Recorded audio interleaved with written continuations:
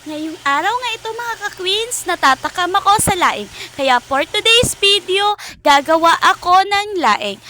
Bago ko lutuin, pinakuluan ko muna ng 3 beses ang dahon ng gabi para hindi siya kumate. Kaya kung may kaibigan kayong makate, pakuluan nyo rin ng 3 beses. Joke lang.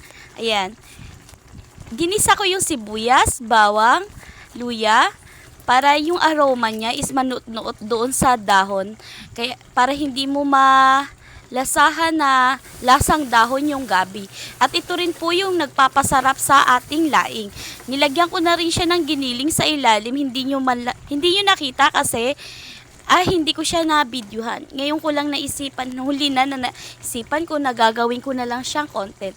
Hindi po ako marunong gaano mag-voice over kasi nagpa-practice pa lang ako. Meron akong isang followers na sinabi, yung mga niluluto ko daw, i-voice over ko daw para mas maganda. Ayun. Ayan, nilagyan ko na ng 3 siling green, pero nagisa na rin ako ng siling green yan, kasama ng sibuyas, luya, bawang, doon sa bago ko pa lang siyang paghalu-haluin. Yan. Pasensya na kayo at nabubulol-bulol ako sa akin voice over kasi hindi po talaga ako gaanong bihasa. Pero pag nagsasalita naman ako sa personal, dire-diretso naman. Ito ay marami po akong take kasi nagpa-practice pa lang po ako mag-voice over.